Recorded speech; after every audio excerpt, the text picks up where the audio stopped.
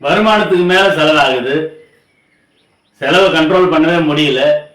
அப்போ வருமானத்துக்கு மேல செலவாகுது, இதுக்கு என்ன பரிகாரம் அப்படின்னா, ஒன்று வருமானத்தை அதிகமாகணும், இல்லை செலவு கண்ட்ரோல் பண்ணணும். இந்த காலகட்டத்தில் செலவை குறைக்கிறதுன்றது முடியாத ஒரு செயல்.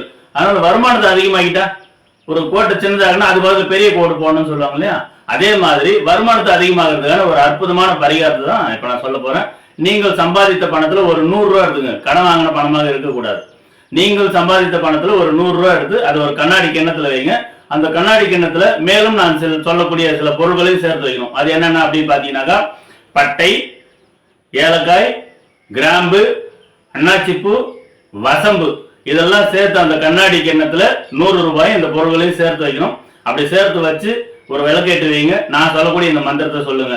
ஓம் ரீங் வசி வசி தனம் பணம் தினம் தினம்.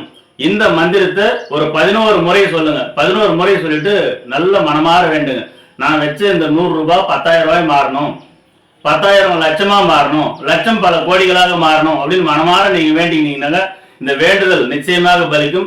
இதோடு சேர்த்து உங்களுடைய உழைக்கின்ற ஆர்வமும் பணம் சம்பாதிக்கக்கூடிய ஆர்வமும் பல மடங்கு உங்களுக்கு வெற்றியை தரும்.